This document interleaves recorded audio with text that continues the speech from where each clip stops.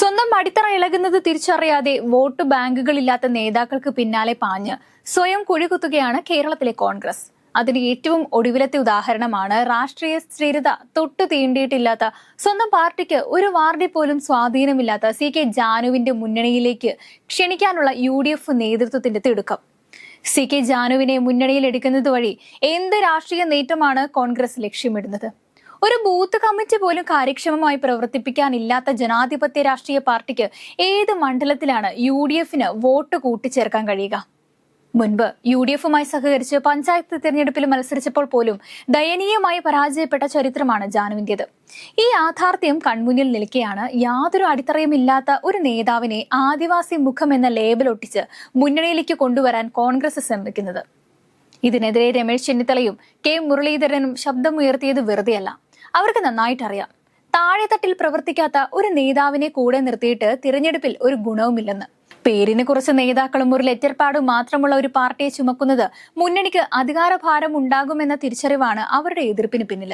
എന്നാൽ ഗ്രൂപ്പ് സമവാക്യങ്ങളിലും ഡൽഹിയിൽ നിന്നുള്ള നിർദ്ദേശങ്ങളിലും കുടുങ്ങിക്കിടക്കുന്ന ഇപ്പോഴത്തെ KPCC നേതൃത്വത്തിന് ഈ പ്രായോഗിക രാഷ്ട്രീയം മനസ്സിലാകുന്നില്ല.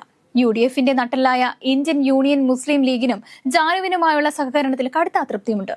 വയനാട്ടിലെ പല തദ്ദേശീയ സ്ഥാപനങ്ങളിലും പ്രാദേശിക വിഷയങ്ങളിലും JRP ലീഗിന് സ്ഥിരം തലവേദനയാണ്.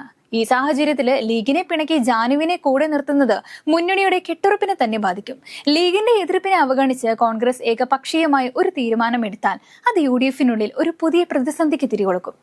UDFിലെ രണ്ടാമത്തെ വലിയ കക്ഷികളുടെ താല്പര്യങ്ങളെ മാനിക്കാതെ ഒരു വോട്ട് ബാങ്ക് പോലും ഇല്ലാത്ത പാർട്ടിക്ക് വേണ്ടി കോൺഗ്രസ് വാശി പിടിക്കുന്നത് ആത്മഹത്യാപരമാണ്. പ്രിയങ്ക ഗാന്ധിയുടെ താല്പര്യമാണ് ജാനുവിന്റെ UDF പ്രവേശനത്തിന് പിന്നിലെ പ്രധാന ചാലക ശക്തി എന്നാണ് കേൾക്കുന്നത്. NDA വിട്ടുവരുന്ന ഒരു നേതാവിനെ സ്വീകരിക്കുന്നത് ദേശീയ തലത്തിലെ BJPക്കെതിരായ പോരാട്ടത്തിന്റെ ഭാഗമായി ചിത്രീകരിക്കാം. വയനാട്ടിൽ ഒരു ഗോത്രവർഗ മുഖത്തെ ഒപ്പം നിർത്തുന്നത് സ്വന്തം പ്രതിച്ഛായ വർദ്ധിപ്പിക്കാനും സഹായിച്ചേക്കാം. എന്നാൽ ഡൽഹിയിലെ ക്യാമറകൾക്ക് മുന്നിൽ സൃഷ്ടിക്കുന്ന ഈ പ്രതിച്ഛായയ്ക്ക് കേരളത്തിലെ ബൂത്തുകളിൽ വോട്ടായി മാറാൻ കഴിയുമോ?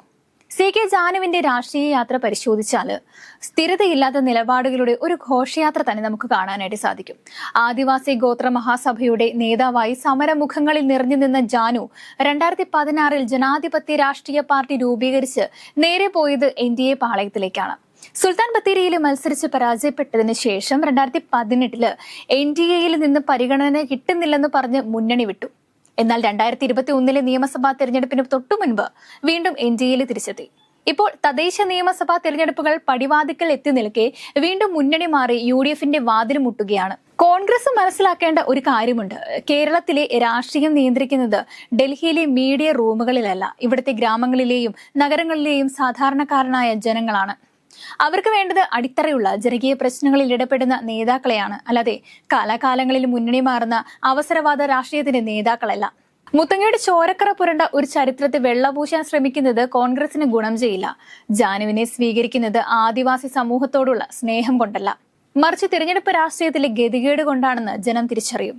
അടിത്തട്ടിൽ പ്രവർത്തകരുമായി ബന്ധമില്ലാത്ത ജനകീയ അടിത്തറ നഷ്ടപ്പെട്ട കോൺഗ്രസ് ഇപ്പോൾ കടലാസ സംഘടനകളുടെ പിന്നാലെ പോയി തങ്ങളുടെ ദൗർലഭ്യം വിളിച്ചറിയിക്കുകയാണ്. ജാനുവിനെ എടുക്കുന്നതിലൂടെ കോൺഗ്രസ് നൽകുന്ന സന്ദേശം വളരെ വ്യക്തമാണ്.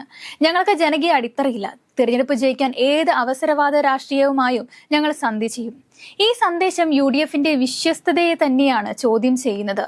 ഇത് ഗുണം ചെയ്യുന്നത് എതിരാളികൾക്ക് മാത്രമായിരിക്കും. ലീഗിന്റെ അതൃപ്തിയും കോൺഗ്രസിനുള്ളിലെ ഗ്രൂപ്പ് പോരുകളും ജനങ്ങൾക്കിടയിലെ അവമതിപ്പും ചേരുമ്പോൾ ജാനുവിന്റെ വരവ് UDFന് ഒരു ട്രോജൻ കുതിരയായി മാറാനാണ് സാധ്യത.